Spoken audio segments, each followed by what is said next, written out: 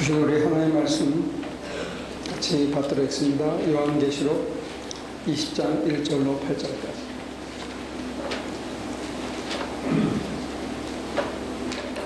나는 또 한 천사가 아비소스의 열쇠와 큰 사슬을 손에 들고 하늘에서 내려오는 것을 보았습니다.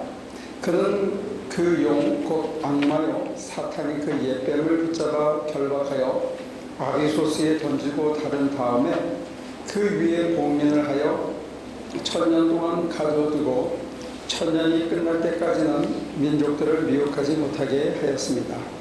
사탄은 그 뒤에 잠시 동안 풀려나오게 되어 있습니다. 내가 또 보좌들을 보니 그 위에 사람들이 앉아 있었는데 그들은 심판할 권세를 받은 사람들이었습니다. 또 나는 예수의 증언과 하나님의 말씀 때문에 목이 베인 사람들의 영혼을 보았습니다. 그들은 그 짐승이나 그 짐승 우상에게 절하지 않고 그들의 이마와 손에 그 짐승의 표를 받지 않은 사람들입니다. 그들은 살아나서 그리스도와 함께 1000년 동안 다스렸습니다. 그 나머지 죽은 사람들은 1000년이 끝날 때까지 살아나지 못하였습니다. 이것이 첫째 부활입니다. 이 첫째 부활에 참여하는 사람은 복이 있고 거룩합니다. 이 사람들에게는 둘째 사망이 아무런 세력도 부리지 못합니다. 이 사람들은 하나님과 그리스도의 제사장이 되어서 1000년 동안 그와 함께 다스릴 것입니다. 1000년이 끝나면 사탄은 옥에서 풀려나서 땅의 사방에 있는 민족들 곧 곡과 마곡을 미혹하려고 나아갈 것입니다. 그리고 전쟁을 하려고 그들을 모을 것인데 그들의 수는 바다의 모래와 같을 것입니다.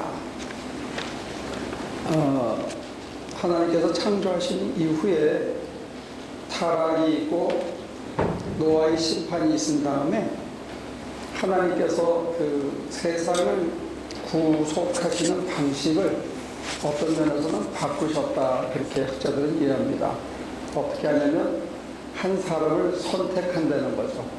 아브라함을 선택해서 갈대아 우르가 소위 말하는 바벨론이거든요. 바벨론에 살던 그 아브라함을 어디로 보내냐면 소돔과 고모라가 속해 있는 하란 땅, 지금으로 치면 이스라엘 북을 일로 보내는 거예요. 참 상징적이잖아요. 소돔과 고모라가 그 근처에 있어요. 글로 하나님께서 아브라함을 보내는데 아브라함을 축복의 통로가 되겠다, 그렇게 얘기를 합니다. 너를 통해서 축복의 근원이 되는데 다른 사람이 너의 이름을 부르면서 축복을 받게 하겠다, 이렇게 약속을 하시는데 조건이 있어요.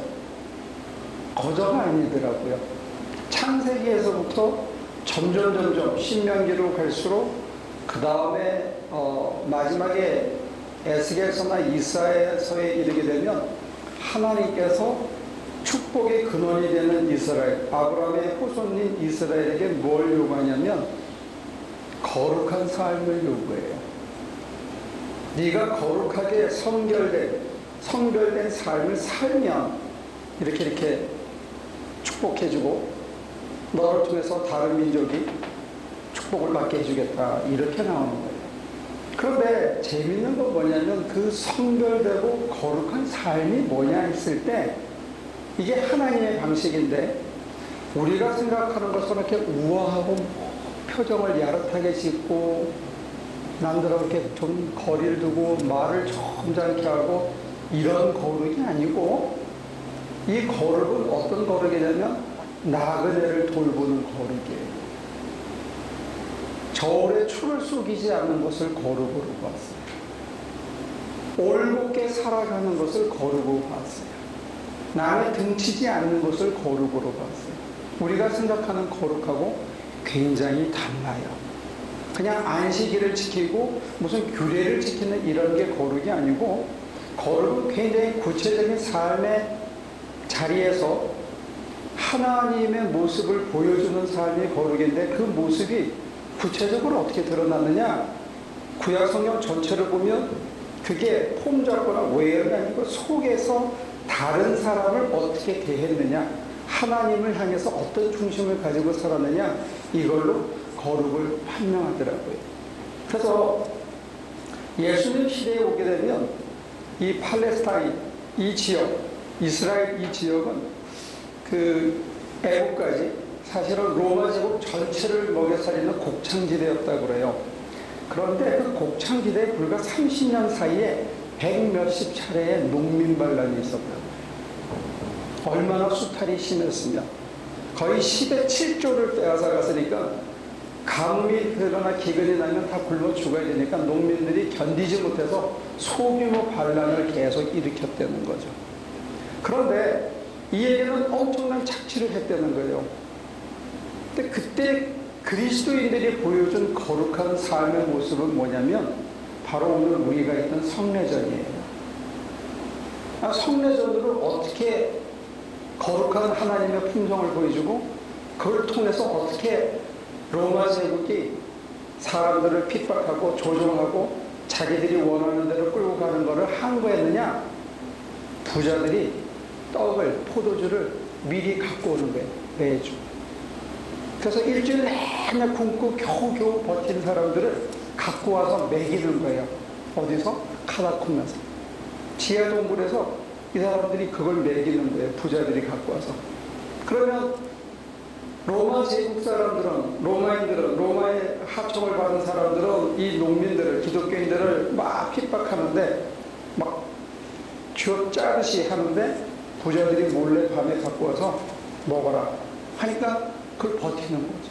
이게 거룩의 모습이었어요. 웨슬레 시대 때는 이게 초기 산업혁명이 스팀이 그러니까 증기기관이 발명되면서부터 그 석탄 채굴 하고 그런데 굉장히 많이 탄광에 엄청난 착취가 있었고 방적 공장을 돌리면서 엄청난 착취가 있었거든요. 근데 웨슬레 운동은 이걸 어떻게 극복했냐면 속회를 했어요. 속회를. 일주일에 한 번, 두 번, 심지어 세 번까지 모였어요. 예배 말고 따로 소규모로. 그래서 경영하고 팬이를 모아서 예배당을 사고 어려운 사람을 돕고 그 모임이 그대로 옮겨가지고 노동조합을 만들어요. 그래서 어려움을 당하거나 병을 당하거나 실직하는 사람들을 서로 도와주는 이게 그 시대에 드러났던 거룩의 모습이었어요.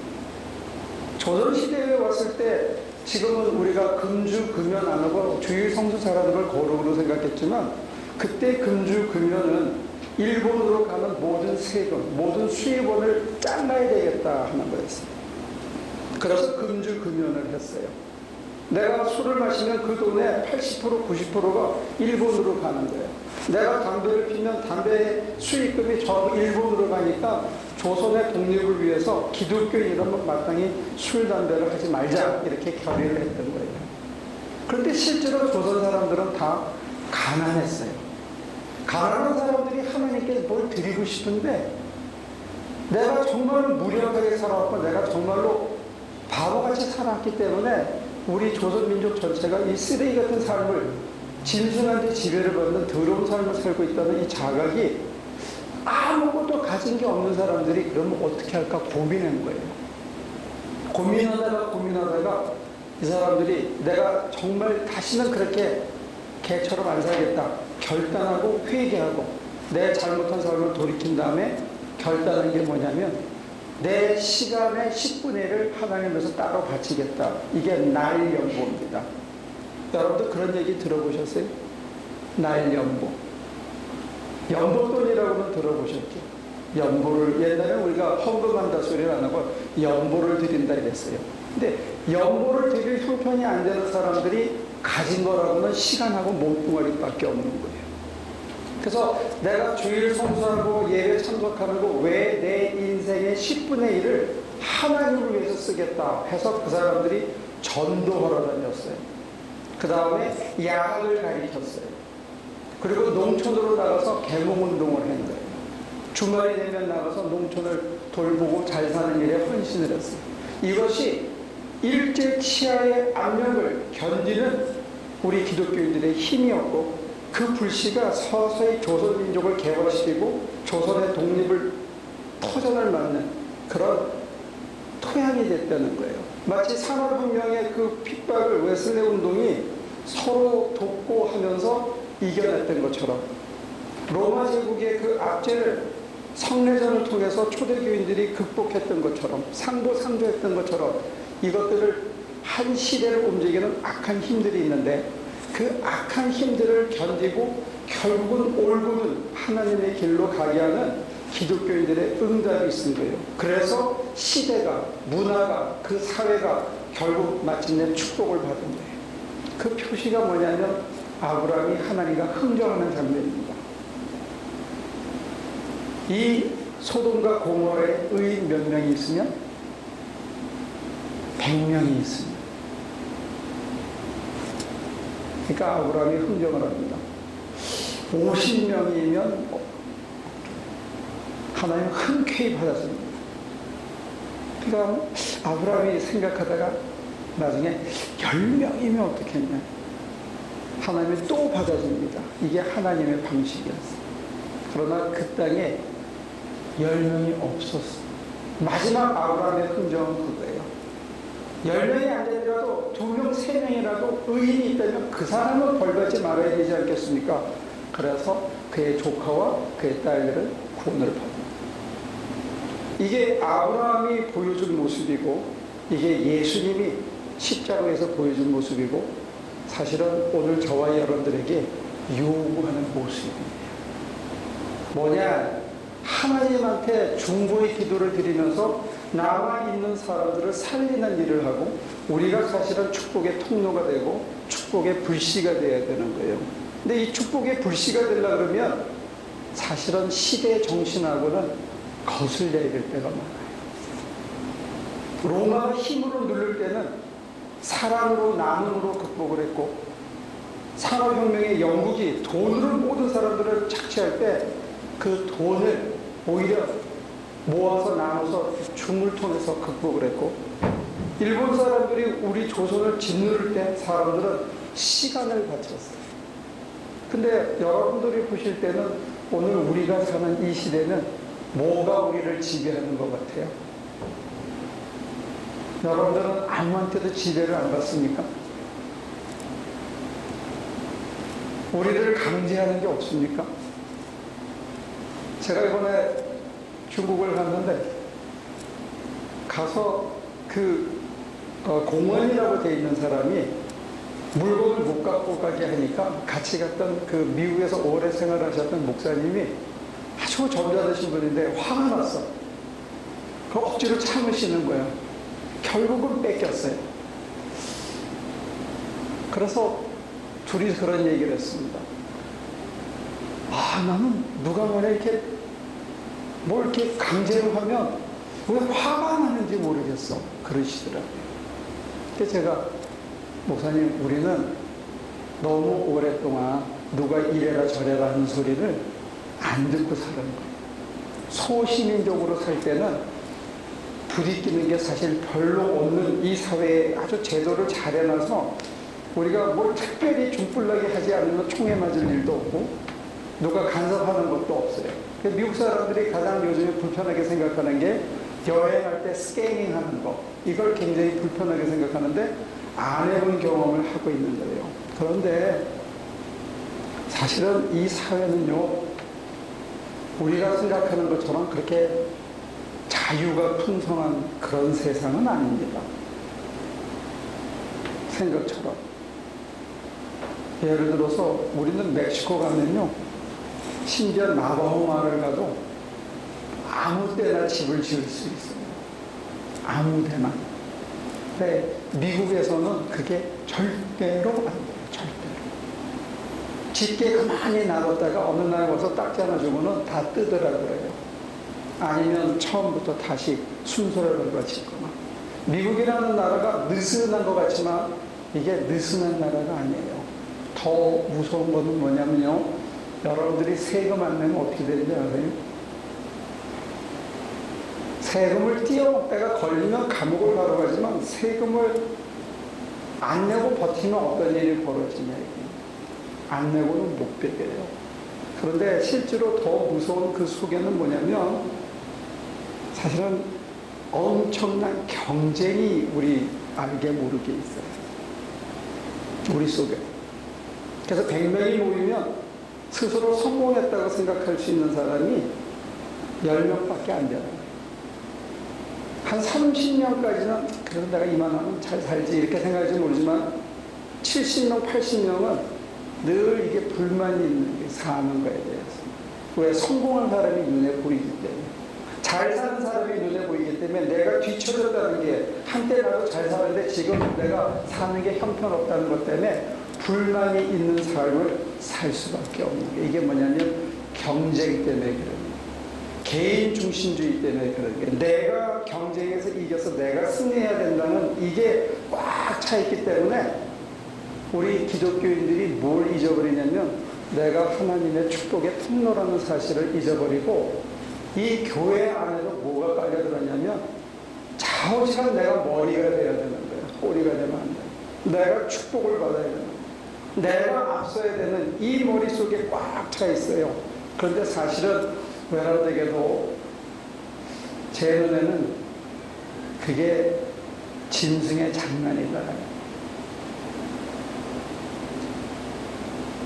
로마 시대 때 로마 황제에게 절해라고 했던 것처럼 산업혁명 때 돈 앞에 절해라고 했던 것처럼 조선시대 때 일본 사람들이 신사참배와 창씨개명을 강요했던 것처럼 오늘 이 시대에도 우리가 개인이 네가 제일 소중하다.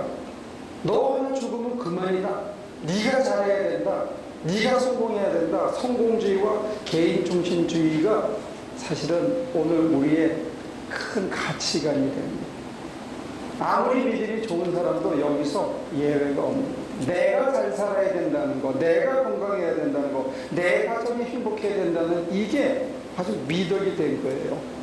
그런데 한 사람의 힘은 참 미약하더라고요. 혼자 버티면 이게 툭 치면 푹 꺾어져요. 저희가 지난번에 그 멕시코 가서 전기를 할 때 여기 기타 치는 영훈이가 전기를 좀 알거든요. 영훈이가 우리 모니카 씨 아들하고 그 친구하고 그 다음에 원로 목사님 부부 넷을 데리고 낑낑대니까 그게 한 3일 만에 전기 공사가 끝나더라고요. 그리고 그 다음번에 샌루이스 가서 저하고 영훈이하고 둘이서 아무것도 모르는 멕시코 청년들 5명을 데리고 하루 종일 하니까 3,200스퀘어피트의 전기 공사가 하루 만에 끝난 거예요. 그런데 그걸 저하고 영훈이 둘이만 했으면 3일은 해야 되는 거예요. 혼자 할 수 있는 힘이라는 게 참 지극히 미약해요. 한 사람의 기술자가 있으면 그걸 거두는 좀 그냥 일용 작부가 대여섯 명이 있으면 그 대여섯 명이 기술자의 몫을 다 하는 거예요. 그럼 7명의 맨파워가 드러나더라고요. 혼자 아무리 뛰어난 기술자라더라도 날리는 일은 그냥 막일하는 친구하고 똑같이 날리지 그거를 3배, 4배 나눌 수 있는 건 아니에요.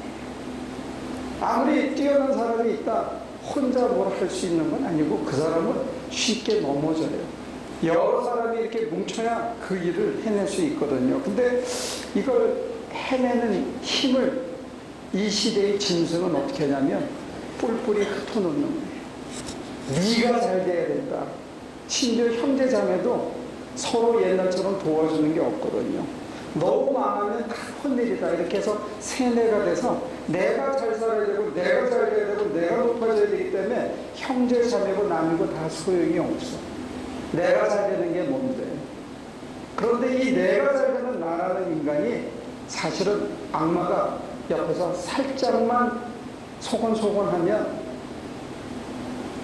우리에게 요구된 모든 거룩을 잊어버려 한순간에.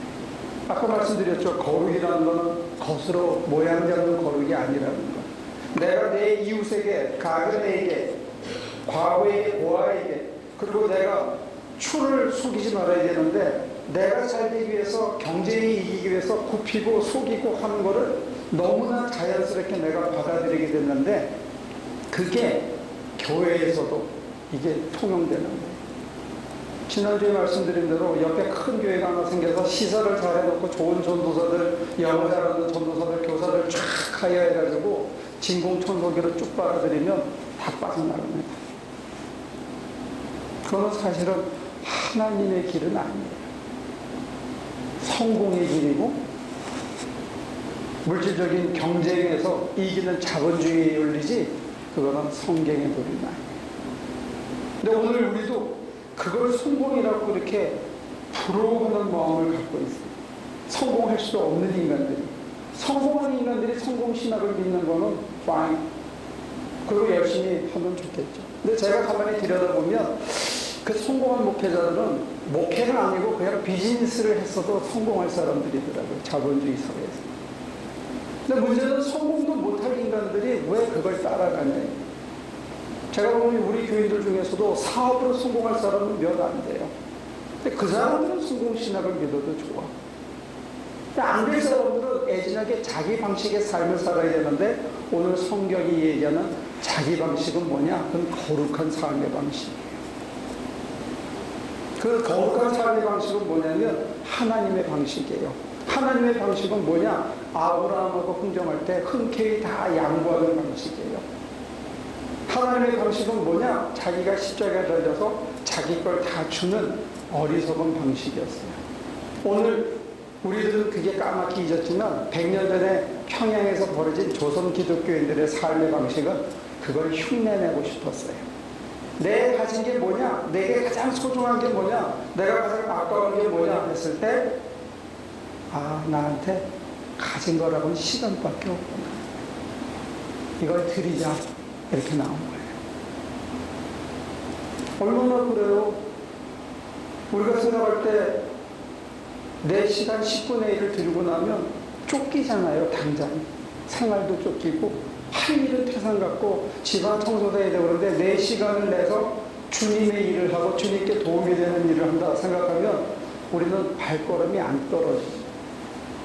근데 하나님께서 저한테 작년에 아마 연습을 시키신 것 같아요. 작년 한 해 동안에 제가 15번을 멕시코 갔다 왔다고 했잖아요. 그죠? 3번은 당일에 갔다 온 당일에. 3번인가 4번. 그 나머지는 길 때는 일주일, 짧을 때는 3박 4일, 2박 3일 갔다 왔어요. 대략 따지니까 한 40일 정도 갔다 왔어요. 우리 하나교회가 망했습니까? 40일을 제가 우리 교회 일이 아닌 다른 교회 돕는 일에 썼는데 우리 하나교회가 망했냐고요. 안 망했어요. 그렇다고 제가 망했어요? 저도 망할 것도 없어요.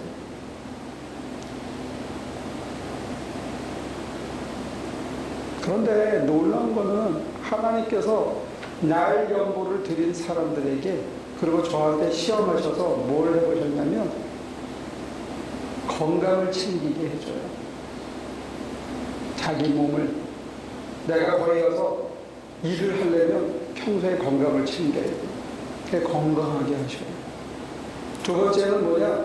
내 삶의 의욕을 다시 한번 새겨줘요. 나를 통해서 하나님께서 사람들에게 도움이 되게 하는 인간으로 쓰시는구나.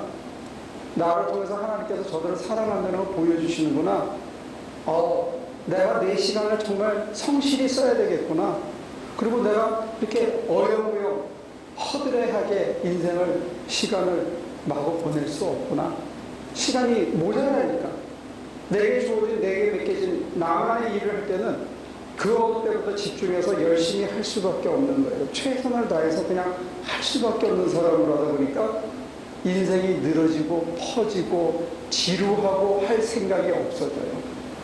그러면 결국은 나머지 10분의 8 갖고 사는 내 인생이 알차게 되고 더 단단해지고 더 의미 있어지고 더 충족해지는 거예요. 그러면 딴 데 뭐가 있을까 하고 내다보거나 돈을 잔뜩 쌓았는데도 인생이 허망하거나 허전하거나 할 겨를이 없어진다는 거예요. 이게 하나님한테 드림으로써 사실은 남는 장사예요. 제가 해보니까 그런 것 같아요. 저는 여러분들도 한번 그렇게 해봤으면 좋겠어요. 우리 조선 기독교는, 우리 기독교 대학 감리에는 2번의 실증적인 연습을 해봤어요. 해서 이게 옳다는 것을 이미 해봤는데 미국과 한국이 자본주의 경제 체제 속에서 살아가면서 우리가 잠시 이걸 잊어버린 것 뿐이에요. 여러분들도 지금 당장 페이먼이 걱정이고 어떻게 하면 이것 빨리 해야 되나 이거에서 머리가 한 번도 자유롭지 않아요. 그러니까 계속 거기에 짓눌려져서 스트레스를 받아. 그러니까 어떻게 되느냐, 하나님과 더불어 함께 해야 하는 인생을 내가 혼자 꾸려가려고 자꾸 애를 쓰게 되는 거예요. 주인을 잊어버려요. 파트너를 잊어버리고 내가 주인이 되려고 내 힘으로 하려니까 인생이 버겁고 무겁고, 그렇다고 우리가 능력이 되냐? 안 돼요. 해결이 안 되는 거예요. 그런데 보세요. 내가 하나님한테 내 시간에 10분의 1 드렸어. 내 재물의 10분의 1을 더 드렸어. 평소에 교회에 바치는 거 왜 이제 나는 몸으로 못 떼니까 그냥 돈으로 때운다. 나는 몸으로 가서 선교 못하니까 기도로 더 때운다. 성경 읽고 선교 간 사람들에서 나는 하루에 2시간씩 따로 기도한다 해서 시간을 보내고 나면 시간이 모자라요. 모자라면 늘어져서 퍼져 있을 시간이 없어요. 뭐가 더 재미있나 하고 이상한 거 찾을 그런 궁리를 할 필요가 없어요.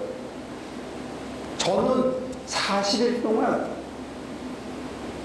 작년에 다른 교회를 위해서 멕시코를 위해서 시간을 쏟고 나니까 1년을 기도를 보니까 제가 못한 짓이 하나 있더라고요.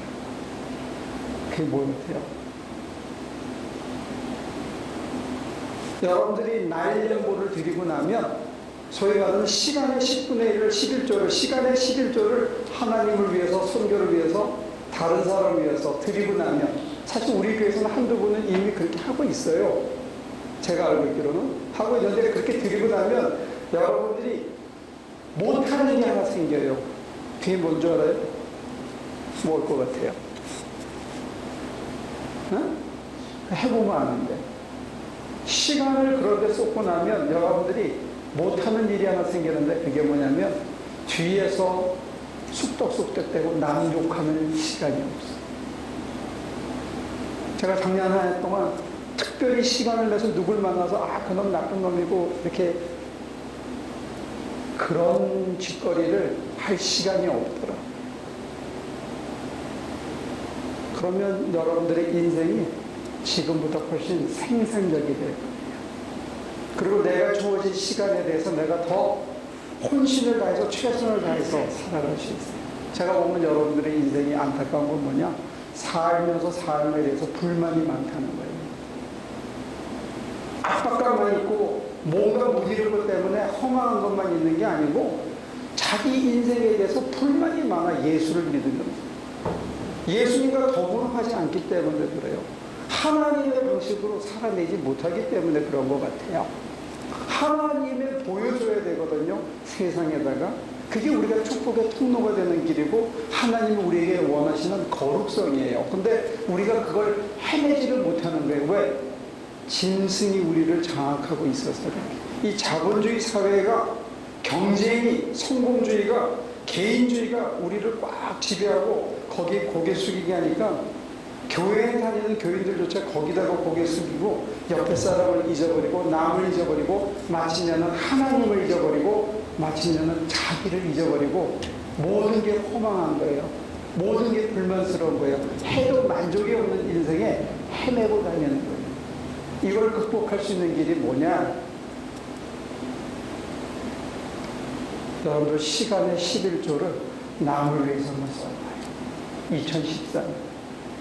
다른 사람을 위해서 그냥 어디 선교 간다 그러면 눈 딱 띄어가지고 그냥 가는 거예요.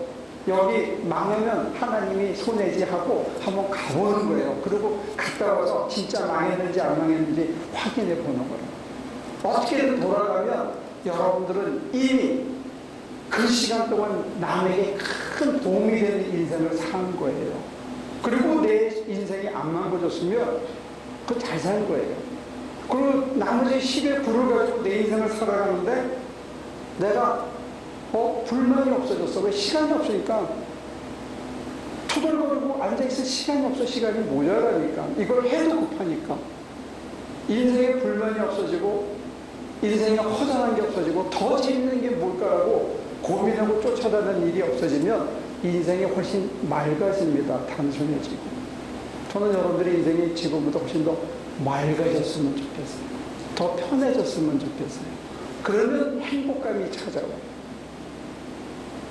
여러분들 너무 아까워하는 것 같아요. 어차피 여러분들 아까워해가지고 경쟁에서 이기려고 해서 많이 쌓아놓으면 바울 선생님 눈에는 쓰레기예요. 짐승에게 절하고 짐승의 논리로, 짐승의 윤리로, 짐승이 원하는 대로 살면 우리가 그냥 쓰레기처럼 살다가 짐승처럼 끝나는 거예요. 내 인생이 쓰레기가 되지 않으려면, 내가 짐승 같은 삶을 살지 않으려면 하나님의 방식을 택해야 되는데, 하나님의 방식은 뭐냐? 양보하는 거예요. 자기 걸 주는 거예요. 근데 하나님께서는 우리에게 100명 요구했다가 10명까지 줄여주시는 거예요. 그러니까 우리들에게, 평신도들에게 시간에 10조를 내라 이렇게는 안 하실 것 같아요. 저한테 그렇게 하실지는 몰라도 여러분들에는 여러분들 시간에 한 10분의 1만 내년에, 그러니까 올해죠, 2014년에 여러분들의 인생의 36일은 선교를 위해서, 남을 위해서, 하나님의 일을 위해서 예배 드리는 거 말고 따로 한번 36일을 하나님 앞에 한번 드려보시기를 바라요. 가능하겠어요? 저는 그러면 한 해가 지난 다음에 오늘부터 36일을 만약에 여러분들이 하나님께 헌신하신다면, 드린다면 하나님께서 여러분들에게 육체의 건강과 정신의 건강과, 아니 그런 거 다 떠나서 삶의 어떤 정황 속에서도 내 속에 행복감 하나만은 그 누구도 앗아가지 못하는 그런 축복이 여러분들에게 임할 줄로 믿습니다. 기도합시다. 하나님 참 행복합니다. 살아있어서 행복하고, 인생을 아무데나 소진하거나 낭비하고 욕하는데 낭비하지 않도록 붙들어 주셔서 감사합니다. 우리 교회에서도 이미 시간에 10분의 1을 헌신하는 사람들이 있는데, 그 헌신이 정말 뼈가 시리고 혼을 다하는 참된 열심히 덧붙게 하여 주시고, 우리 하나교회 모든 식구들이 2014년에 하나님을 위해서, 우리 이웃을 위해서 자신에게 주어진 인생의 10분의 1을 아낌없이 쓸 수 있는 저희 하나교인들이 될 수 있도록 주님 주장하여 주시옵소서. 감사드리며 예수님의 이름으로 기도합니다.